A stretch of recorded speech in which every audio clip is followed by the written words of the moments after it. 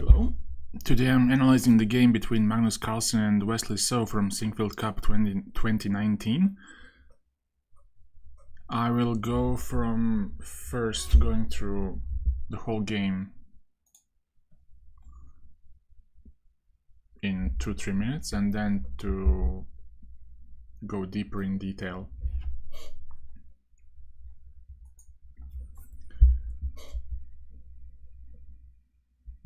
So we had the Italian castle d3, castle, and now c3.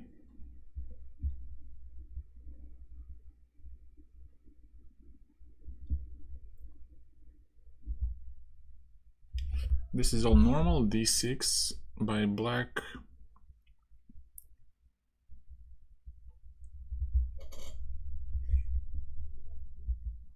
h3, h6. And now this is interesting, a4, a5. So basically black lost one tempo, but he's stopping white from expanding by b4.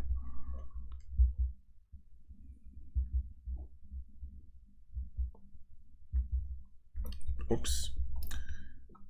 Let me go back. So bishop b5, knight a7, and now d4.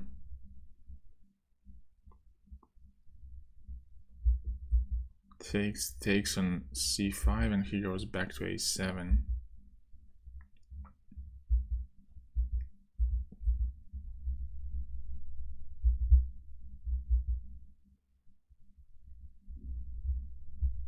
Wow, this is a very interesting choice.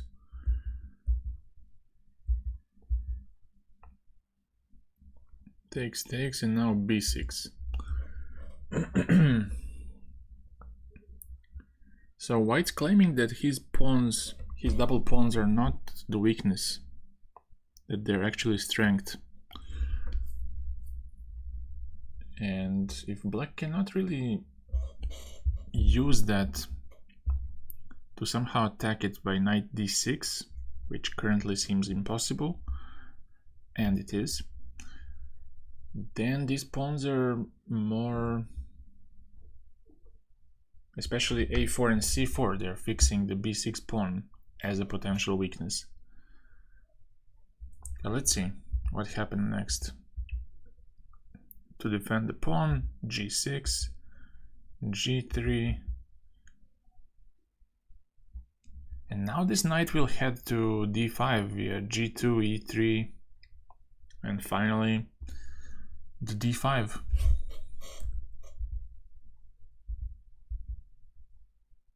Oh, but it doesn't happen. Wait.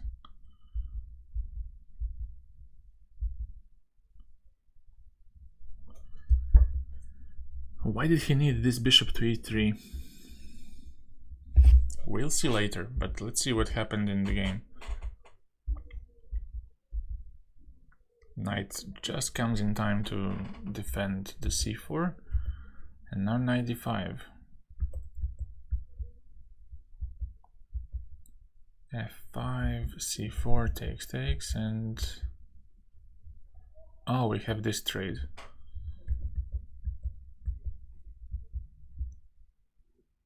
This already looks a bit sketchy for black. Hi, Ante.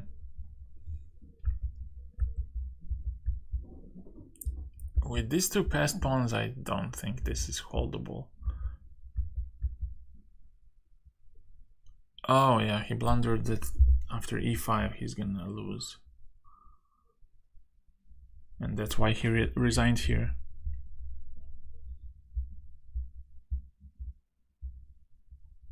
But maybe we should check what happens if king f8, maybe later. It's not the same, but I believe it's still a tough position to maintain.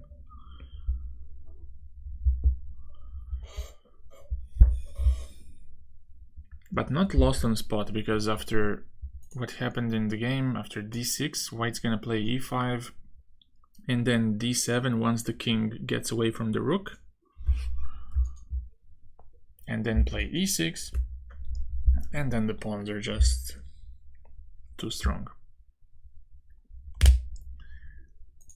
But let's go back to the beginning, back to the opening.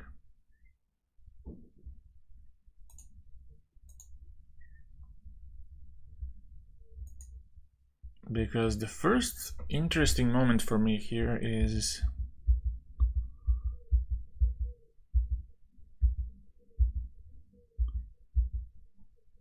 this moment when Black played a6 and then after a4 played a5. So I want to figure out what's the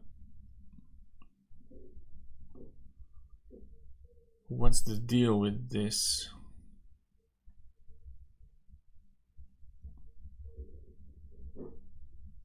What's positive about this? To not play a5 immediately?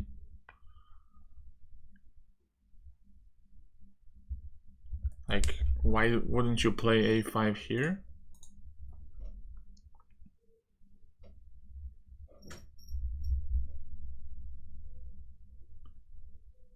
And what makes this acceptable? To lose that tempo.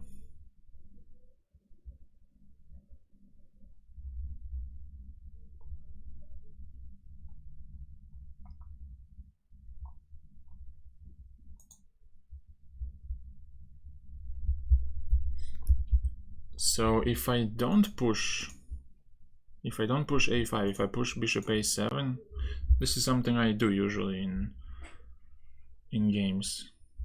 Bishop a7 and then play to the spirit of a6 move. I allow some space, but I don't allow the b5 weakening, which is happening after a5.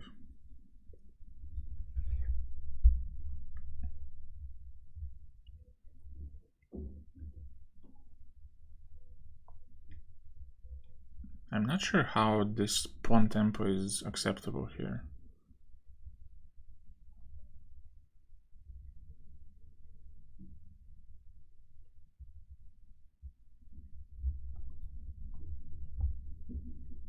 Especially for black in chess, how is it acceptable for him to lose a tempo like this?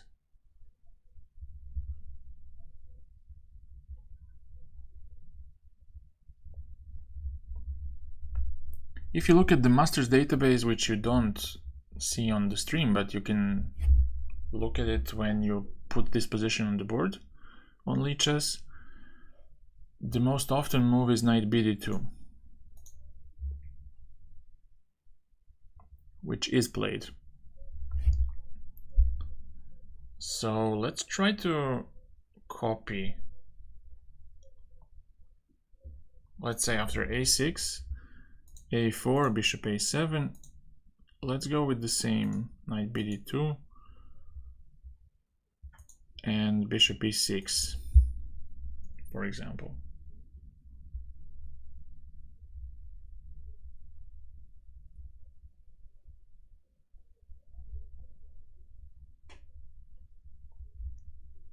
Now one of the moves is b4.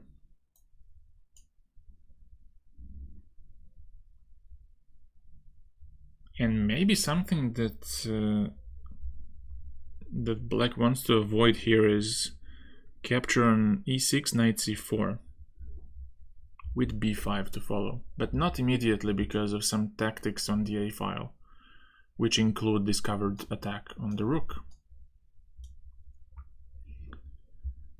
So you'd have to do something like, for example, if black takes, which he wouldn't, but let's just prove a point. You have to go rook a2 and then b5 to defend from potential tricks like bishop f2.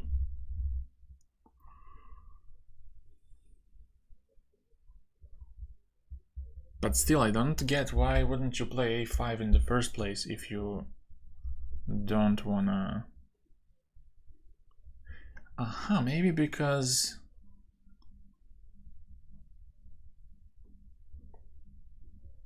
After a5, bishop b5, bishop has an escape route. Maybe that's the reason. Because after what happened in the game, after a4, a5, black was hoping that after bishop e6, bishop b5, knight a7, he would just take this bishop, which is sometimes too much to bear. And if bishop c4, you can go back and have some quick draw. So maybe that's the point, but I don't really find it so convincing.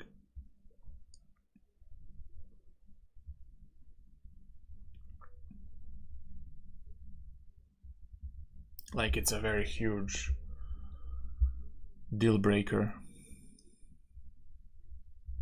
I think it could be the reason, but I don't find it something crucial. Like something crucial for black. But okay. I think after a4, a5, now bishop b5 becomes less appealing because of this knight a7 retreat, which would be silly in case of not having a4.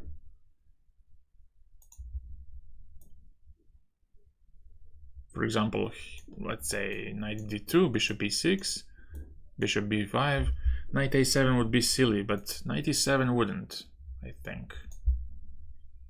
Although here it says queen b8 is the best. Queen b8, yeah. Oh yeah, and this move would be bad because of d4, I suppose.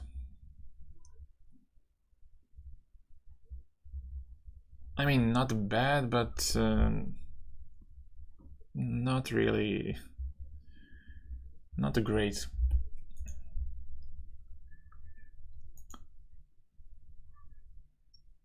So let's move on to the game.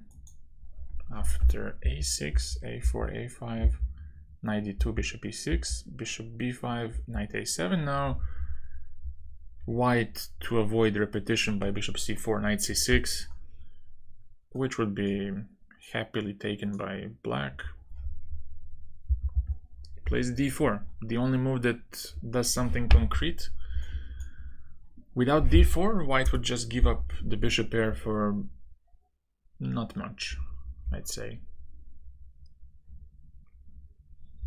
So after d4, the point is that now bishop has escape to d3 or wherever, f1, and that he won't give to black the bishop pair advantage. After knight b5, he takes on c5, knight has to move back, and now b3. And now capturing on c5 is not good from the point of view of structure, because after this, knight takes e5 probably, and white will have always some favorable ending. With black's double c-pawns, white has 4 versus 3 on the other side, and all the exchanges are in his favor. So this capture wouldn't be so desirable. And what does he do? He does rook e8. And yeah, now white has to capture, I guess, because if you wait for one move too long, let's say queen e2, just some random move, now this pawn is takeable. Let's put it that way. If you take on e5, now there's bishop b3. This is the point of rook e8, to force white's hand, to force him to play something concrete, to basically break tension on d6.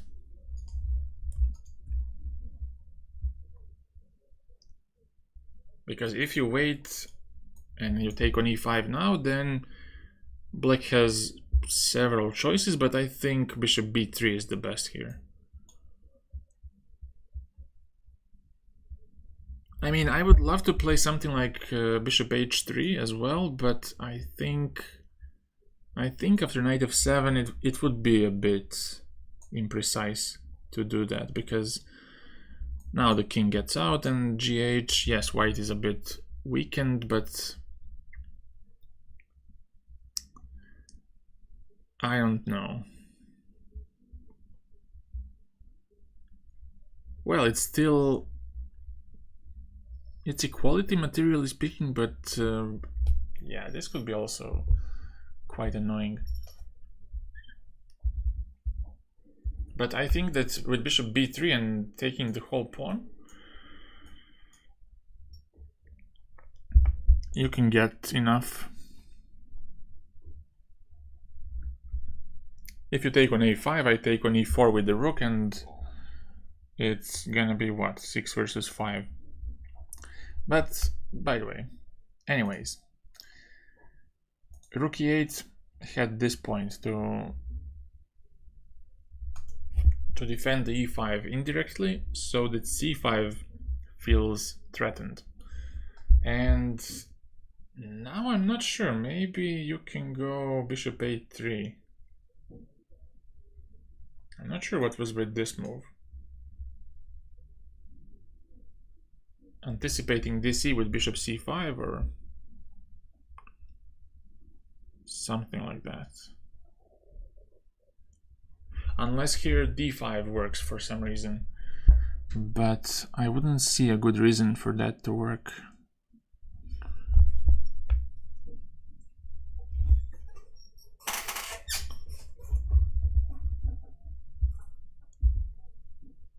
I guess even this move is good, but Magnus chose to take on d6. And now queen takes d6. And here we have 3 very high profile games. And this was the latest one. And in all of the 3 ones, bishop a3 was played. Maxim Rashelograph played 2 games with white and had 1 draw and 1 win. And here, yes, here now a problem with the e5 pawn appears. If you move the queen somewhere, then knight takes e5. Let's say queen d8, I guess you take.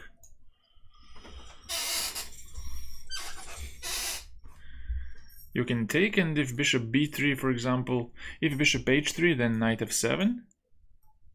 And I think the weakness around the king is not enough for black to exploit, because currently he also has some issues with his king, so he would need some time to recover from that. Plus, his pieces are not really working well. Knight on a7 still has some time to come back to the game, so I believe that this minor weakening, I mean, not very minor, but slightly weakened pawn structure would not be a big problem, because white has a passed pawn, a passed e pawn, which can keep black busy. So I believe here that black doesn't have enough to put white in any danger. So I believe that black decides to keep it safe by c5. And now a very interesting move, knight c4. Forcing black to do a queen trade, because now all of the pawns are hanging at the moment. e5, a5, so we have this, and again you have to take on c4, because otherwise you'll lose c5. I mean, all 3 pawns are weak. All 3 pawns are hanging at the moment. So he took on c4, and now b6, which seems like a move you have to do sooner or later. I mean, you can delay it, but I don't know what happens if, let's say, rook ac8. Maybe rook d6. That one seems a bit unpleasant because you're hinting at rook b6 or simply at doubling the rooks at some point. But not immediately because e4 is a problem. But you know, you can go knight h2, f3, knight f1 and cause some trouble on the d5 square. So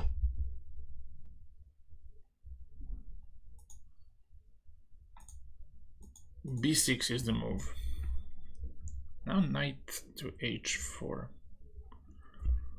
But I'm wondering what is with this move? Rook d6.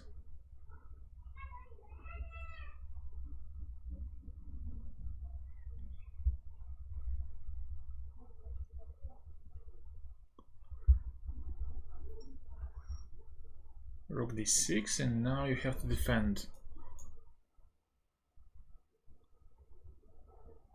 Maybe the same stuff can happen, like knight h4, f3, g3, like in the game, to get the knight to all the way to e3.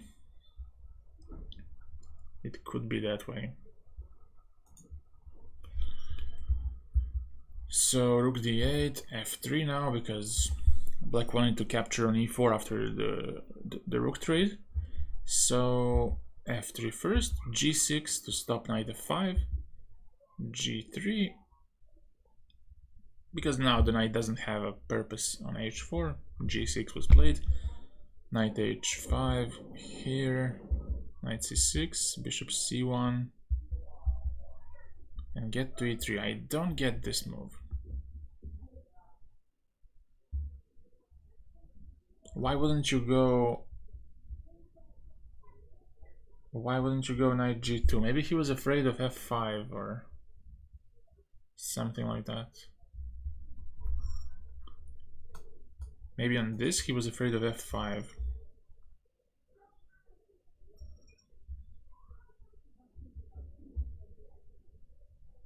That seems like the only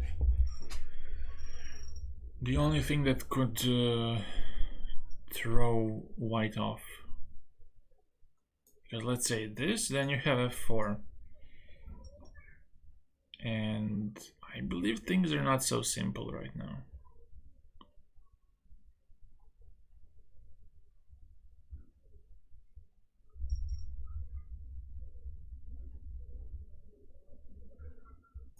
On capture, maybe knight takes and then hit h3.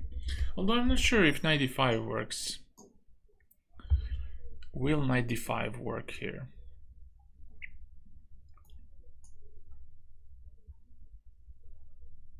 It could work, because if knight h3, then there's king g3.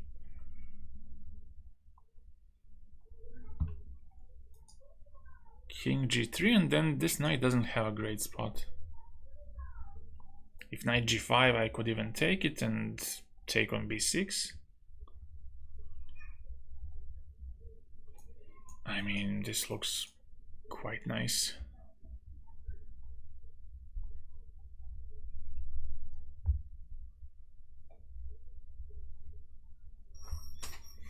It's almost a pawn up. And all of the pawns of black are just nice targets. So knight g2, f5, knight e3. Oh, but I missed this move, fe. Maybe fe is the move. But I don't really see it. On a check, king g2, knight jumps to d5. It could have been done.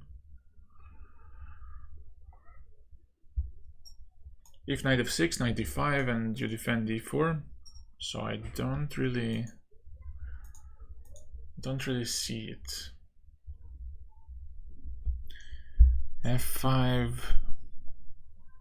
93. I mean, there's also knight g3. That could be slightly worrisome, but takes here.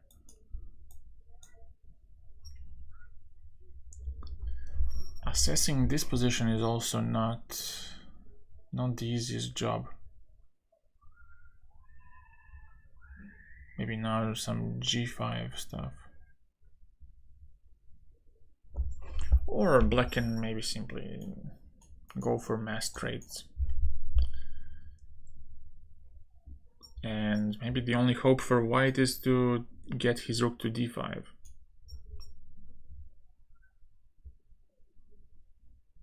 But I don't see it. I don't really see it. Like, maybe I can go g5 here. g5 and then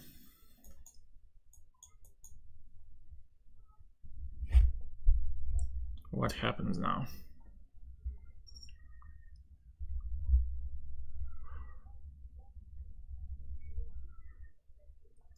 h4 to soften up the pawns.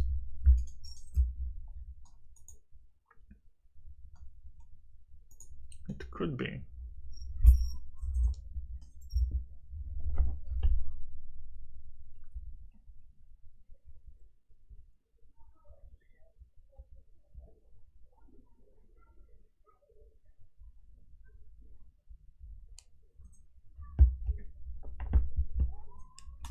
But anyways,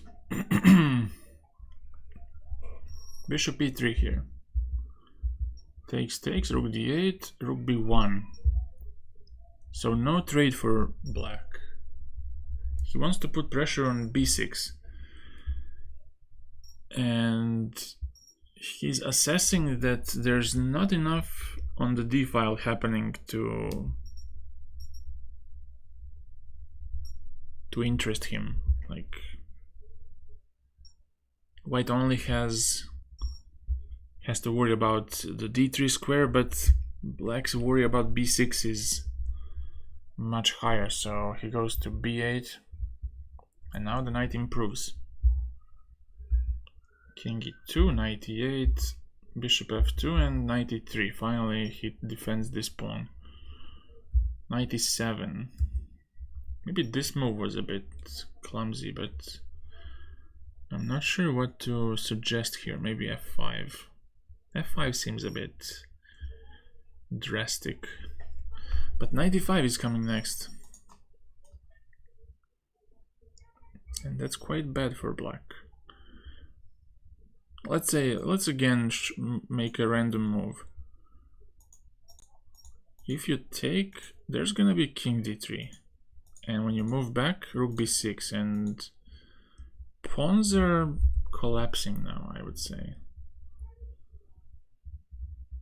Maybe you have to go for some c4, but this pawn won't last forever, because when you move back and you exchange, bishop c5 comes next, and then the c4 is without much protection, although I can defend it this way and connect my knights. But still, this looks very shaky, because I can probably put some bind by doing this, and king e3, f4. It looks super sketchy. It looks breakable for white.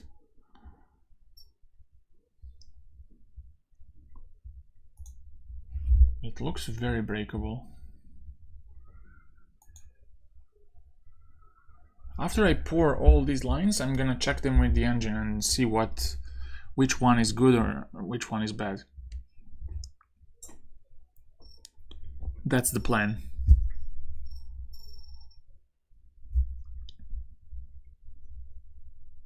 And to check the improvements suggested by the engine.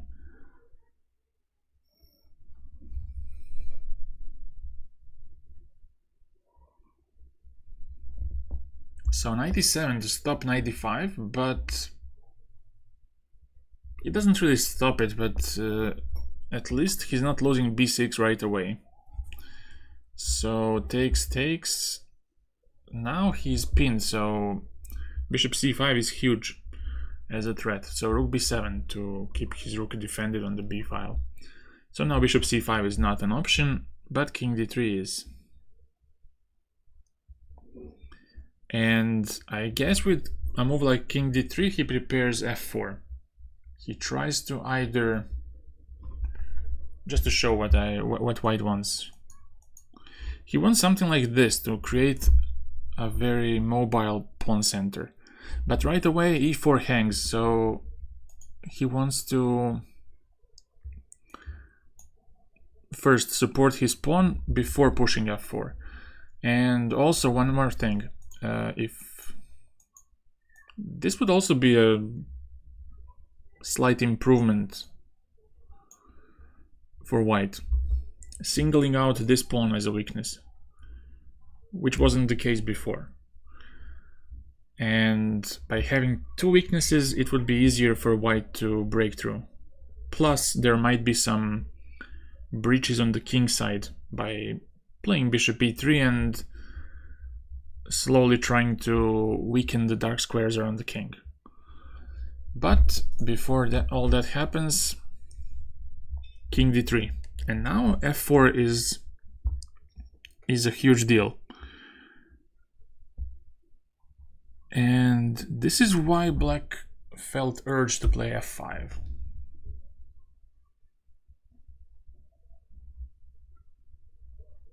To simply not allow white to do something like f4, because the point is that after f4, f6, you don't even have to, let's say, king d3, some random moves,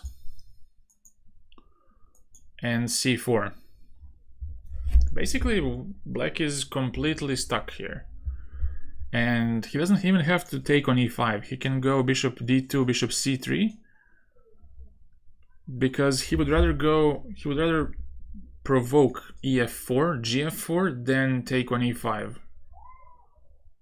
Because let's say if you make a couple of more moves, couple of more random moves, and you put the bishop on c3, now black has to capture on e5, because if you don't, you lose e5. If you defend e5, you lose a5 and b6, and then c5, because of this pin on the b file. So after you achieve this is huge. e5 comes next, and the pin on the b file is also vulnerable. So if you go here, f5, takes, A, you have two passed pawns, and B, you're gonna lose, you're gonna win a5 pawn. And that's maybe too much to handle. So probably to avoid all of this, black decides to push f5 and go for scenario A, to just have this, which is a lesser evil. He only has one thing to worry about. Knight is still on d6, so far untouchable, so that all of this is quite solid right now. Rook f7, rook b6. Yeah, here, why did he do that? Couldn't he simply wait? But no, there's no waiting, because he's gonna get this. He's gonna get bishop e1, bishop c3, and attack e5. So let's say, once again, random moves. When you go king f6, rook f1 is gonna decide, and then you take on e5. So he felt urge once again to play rook f7, which means that something went wrong before. After all these trades, rook f3, king e2, rook c3, and this.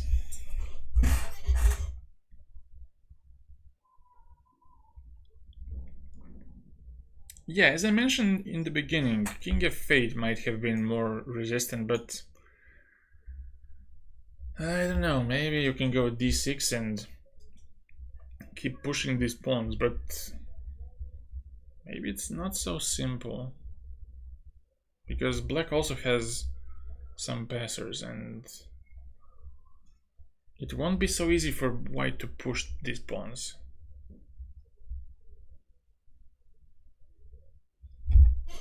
Yeah, this king f6 was just making the procedure quicker. Because after d6, you're gonna go e5, d7, e6, and promote the pawn very, very quickly.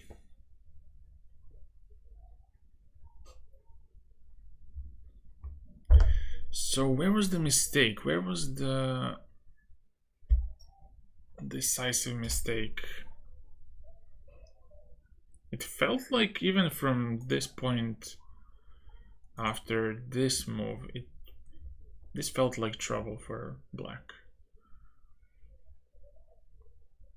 Maybe you don't have to defend c5. Maybe you...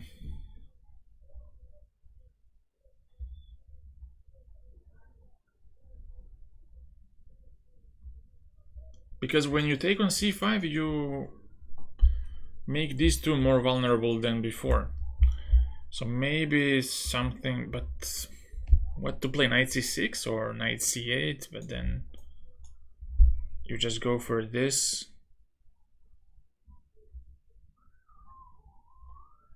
Maybe there's knight e7 and rook c8. But this looks so far-fetched. I wouldn't bet on it.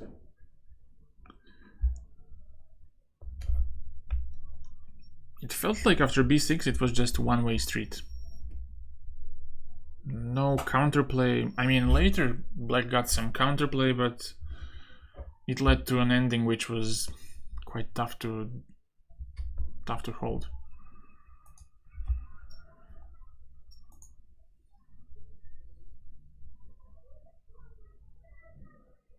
So f3, g, let's go again.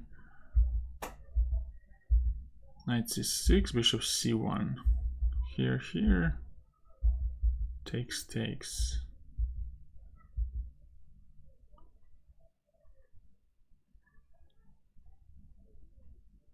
Maybe here you can go for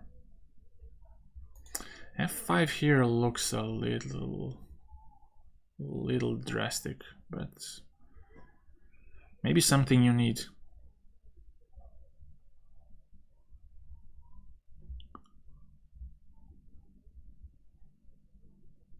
My point is that now white doesn't have time to regroup his pieces by bishop c1.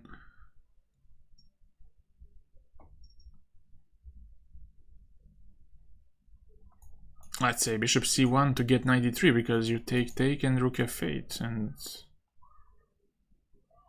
I believe this is good for black, although b6 will hang in the end.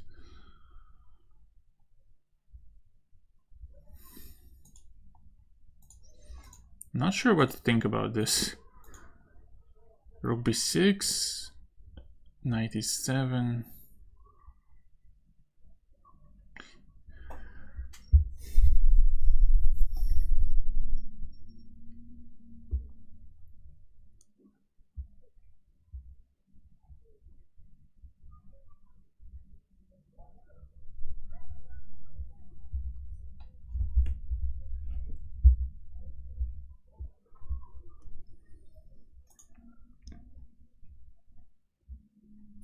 You could go maybe rook f1, but bishop d2.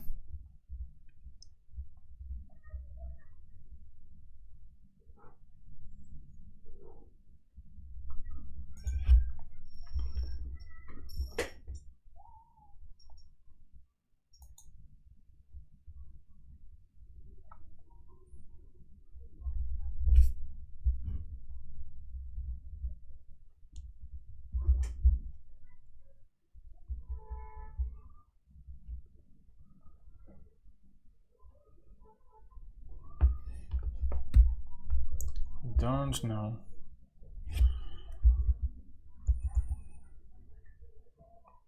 Well, as I told, I'm gonna check this with my friend. But also one thing you have to look for is something like this, with the point of having knight to h4 f5, and maybe that's something that you don't want to allow as black.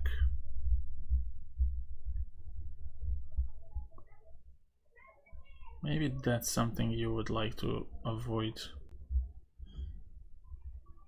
Because now h6 is a very, very soft spot. So you don't really have much fun as black. Knight f5, attack h6. Rook is stuck on the b file defending this. Knight is stuck defending the rook, which keeps c5 safe. And all of this seems very House of Cardsy. Prince, hello.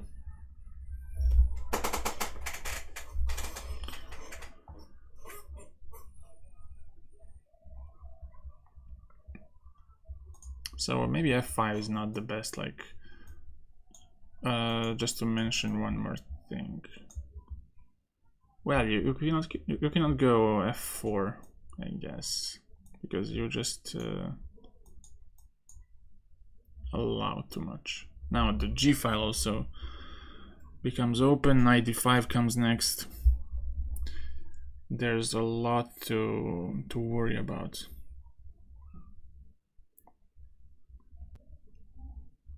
So knight f6, it is king e2, and now bishop f2.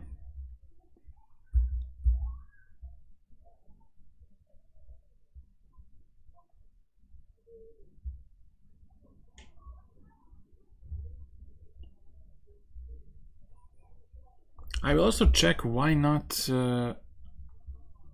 why this maneuver.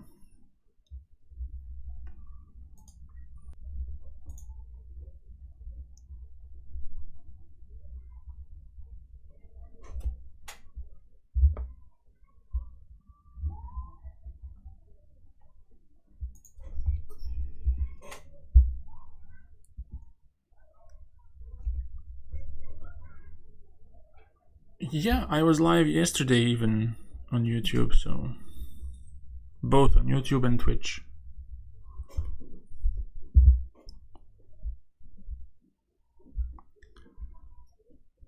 So I gotta check this one, like what's up with not going immediately for knight g2, knight e3. Maybe there's still some f5 issue, but I don't buy that.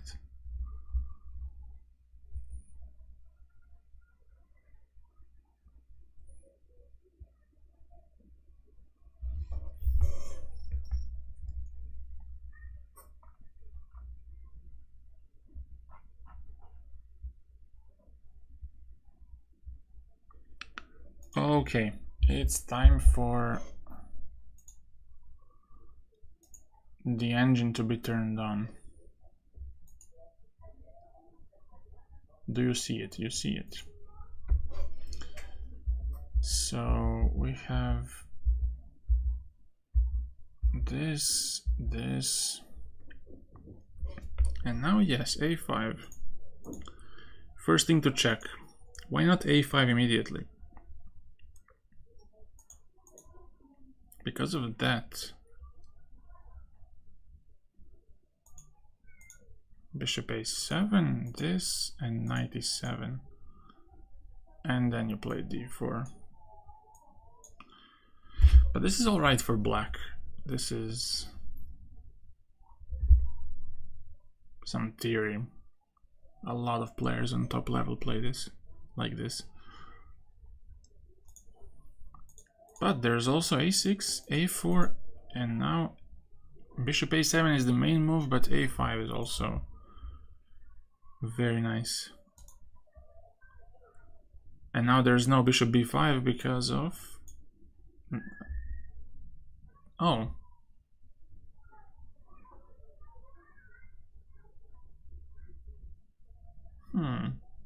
My point was bad, but wait.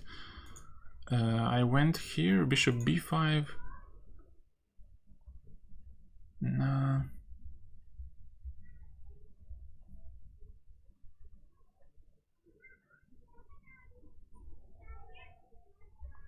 Knight a7, d4.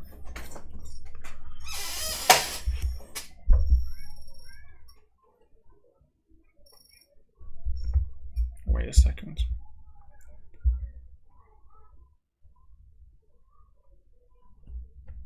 If bishop b5, bishop a7.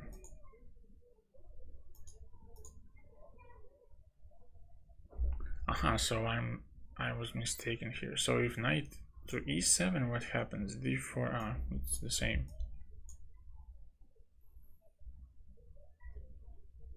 Same stuff.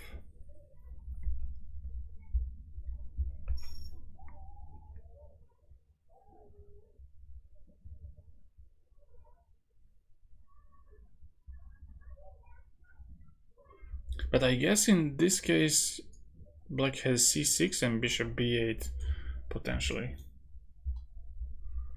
With d5 to follow. Once rook e8 is played.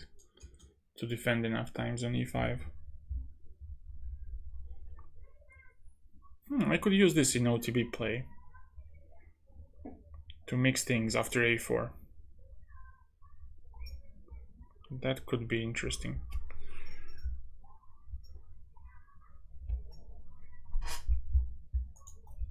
So this happened, that knight e2, bishop e6, and now, yeah, here b3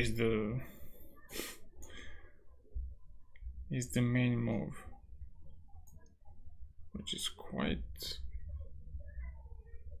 interesting. And if bishop a7, let's say, oh, it's okay still.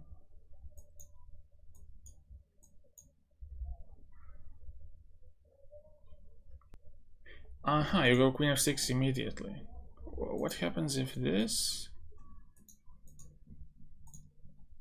Queen f6, queen f3, queen e5, d4, this?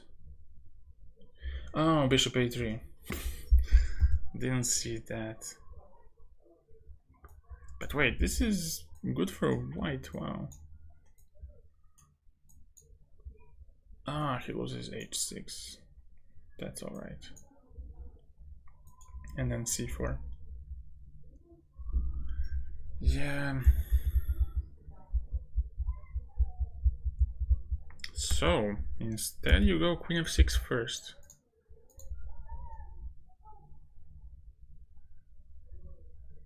And then c3 hangs, f2 hangs. Too many things. Wait, this is bad, right? Here, here, there.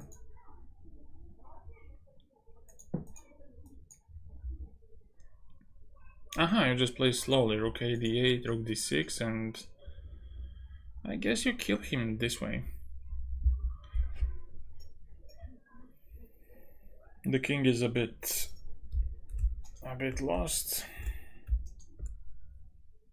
Lost in the jungle.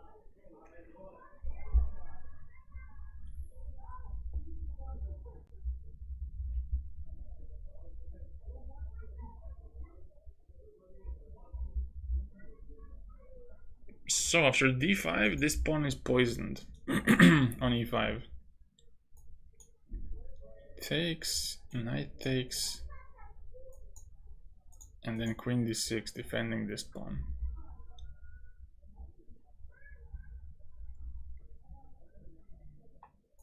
But still, this looks a bit speculative. Wow, even fe works. Wait, what? Aha, d3 hangs now. So I guess you trade the weaknesses. Rook a d8, bishop. If bishop c1, I guess you go knight d5 back.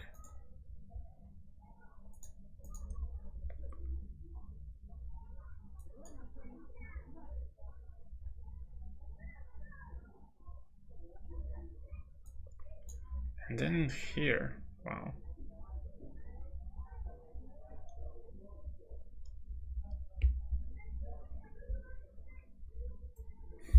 Okay, but this is going too deep into something vague. Bishop e6, bishop b5, knight a7, d4, takes here, b3, and now I said if he takes on c5, knight e5 is somewhat bad, but here it says now Mr. plus 0.4.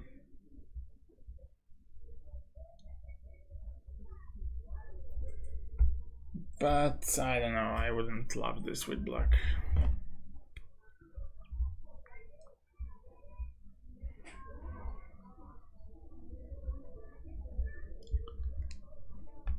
It says here knight d7. And what if I go back? Knight c6 and now knight e5.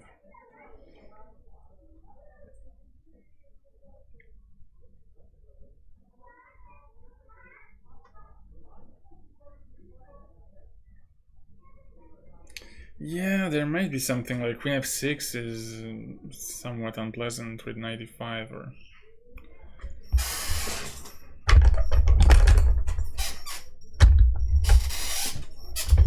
Black does have a structural damage, but with in the middle game that doesn't play such a role.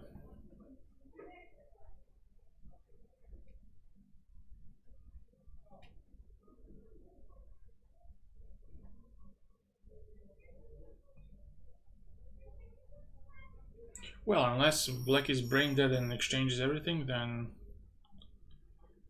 white is winning. But I guess in the hindsight of, with the bias of engine, I can tell that, oh yeah, I can see what this is all about.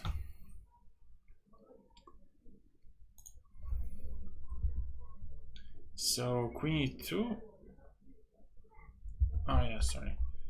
What was played? cd6, bishop a3, and now queen a6 in one game, which finished in a draw. Vashiela Grau against Grishuk. And if you take bishop h3, knight df3, oh, disgusting engine line.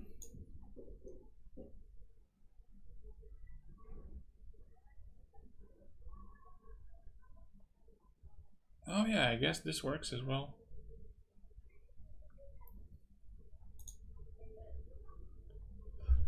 But on c5, c5 is also fine. Knight c4 now. Takes, and now rook a c8 without playing b6. But let's check knight c8. I think I mentioned that, yeah. I mentioned that. So here and rook a6. Ah, that's the point. Knight d2 to defend this, and now rook c6. Knight d6. Oh yeah, this should be good for black. He takes either e4 or c4. If you defend this one, I really don't see a problem here. It might be even white who has a problem. But black's pawns are also vulnerable on the queen side. And what's up with this move? Oh, I blundered this, but I thought I had something after this. Oh, he just goes back. Okay. b6, knight h4, rook a d8, f3, g6, g3. And now let's see what was the mistake. Oh yeah, also knight c8 would completely relieve of the pressure on b6. Plus, it would threaten the knight d6 stuff. Of course, now you can go knight g2. Let's see, knight e6, knight f3, f5 now. And now some crazy stuff with knight e5, knight c4, g4. Well, not so crazy, actually. Knight f4, knight f6, king f7 here, and knight d3. Wow. And what if I go here? Oh, just king e8, just very chill. And now both pieces hang.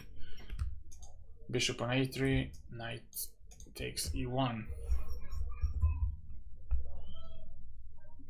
So you gotta go for this, which is quite sad.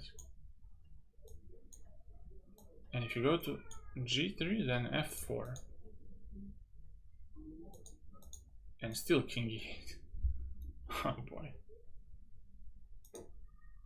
This is very good.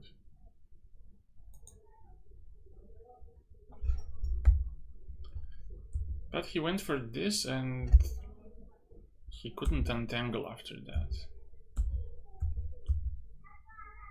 Rook b1, rook b8, knight g2. Okay, yeah, I also wanted to check this. What's happening after knight g2? Takes, rook d8. Ah, he wanted to allow his rook to escape. Good point.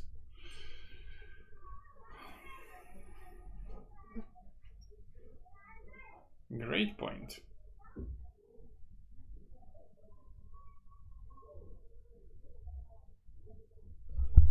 I could have done this myself. I didn't need engine for this, but sometimes you do.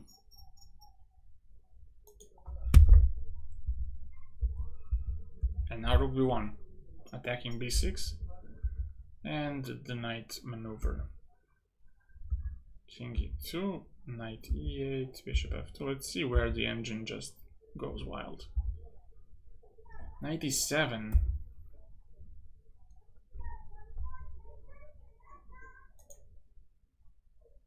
Even my random h5 was good. I mean, better than knight e7. And if knight e5, knight to c4, king d3, knight e6. Aha, you take on b6 with knight. Wow. I wasn't expecting that, but with c5 hanging, you have to push, and then this pin is not really dangerous.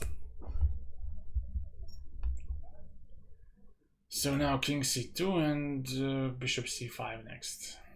You have to connect your knights, but it ain't gonna work.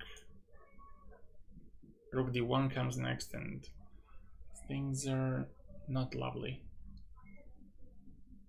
But wait, if I took it with the rook and went for all of this, knight d8. Oh, at least I found this. But I thought it was good for white. I found it, but it's not good.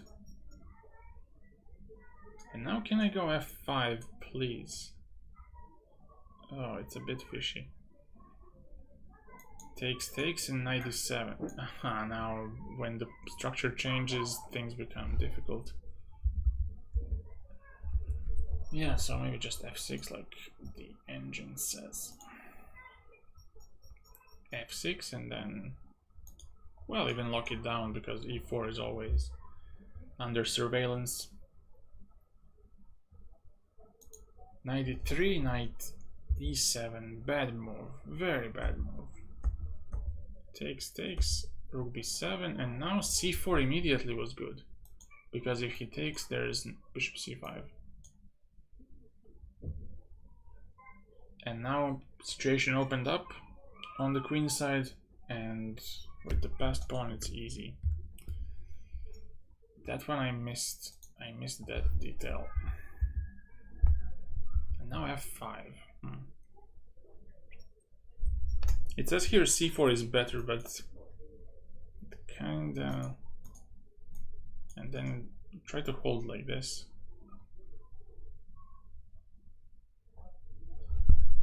But it feels like I gave up some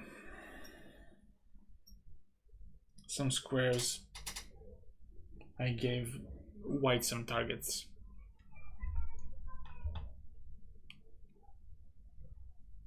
But still, I think that the ideas remain. Maybe I should have gone for... What's up with king e2? Maybe there's f5 then. I don't know. Wait, b5?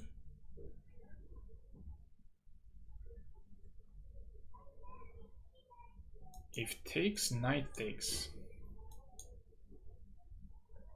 And then f5. But what's wrong with... Wait, king to c2, b5 then? Ah, okay, now I get it. Bishop c5 now exists. Because there's no bishop a4, unlike here. Here on bishop c5 there's ba4. And you gotta move the rook. And then knight jumps in and things get messier because black will play a3 and get his rook active. Which is still not the clearest position, but black is in good shape considering what could happen. So f5, c4 takes, rook f7, and this is all...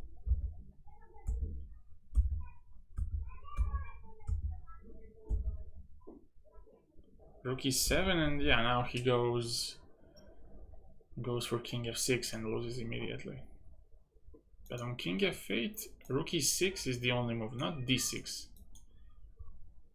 Because of rook d4, e5, and now a4. Oh, there's always gonna be this, and there's gonna be a trade of these two pawns. If you move up, I give a check. And if you move down, well, I can still give a check, but I can also do this. And rook d5 now. Terrorizing white pawns. So the only move is rook e6, which is not easy to find, I would say.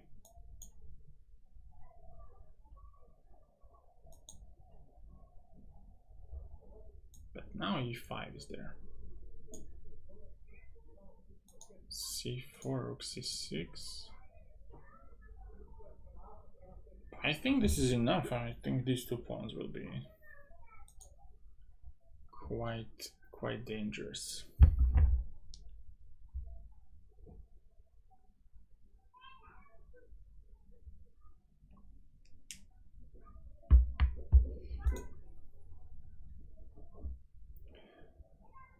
But yeah, anyways, king f8 was a bigger resistance. Because rook e6 is the only move that wins, which is not so obvious. I think b6 is the more automatic response. Especially if the time trouble occurs, then d6 becomes the #1 choice by far.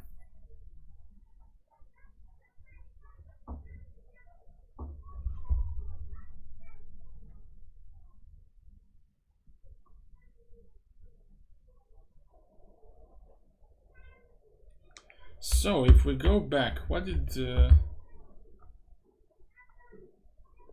lose the game? It was this move, 97. Rook b7 was the best, and if knight d5, knight b8. Stopping knight b6 because of knight d7 or knight c4. Wait, what? Knight a6. Sheesh. What about knight d7? Oh, he takes. And this one he holds? Wow. King d3 and now knight a3 is a must.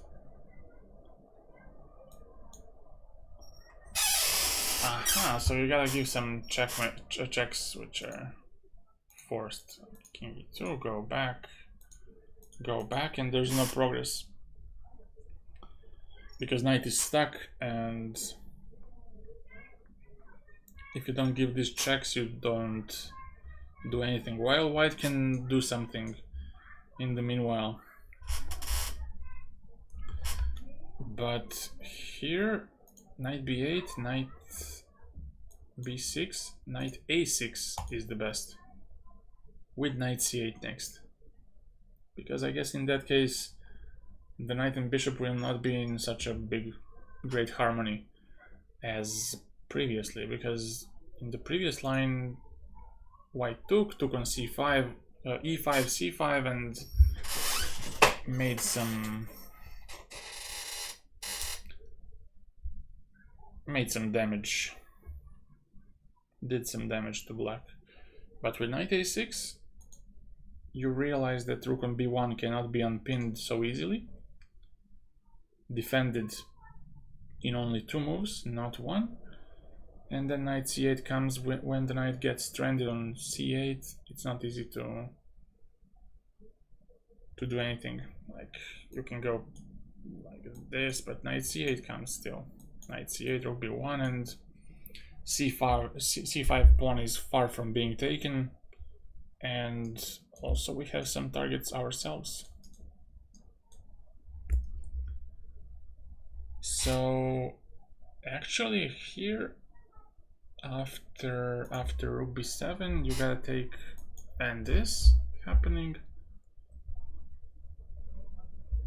you gotta take with the rook. Takes, and now knight b7, holding all the pawns and preparing eventually some knight a6 or knight b7, depends on whether the knight comes from b6 somewhere. But I would not rule out any squeeze by Magnus here. Since he doesn't believe in fortresses, I believe he would find a way to make a second weakness, like maybe e5 pawn, and make his way. And that is it. I'm gonna go now and have a great day. Bye.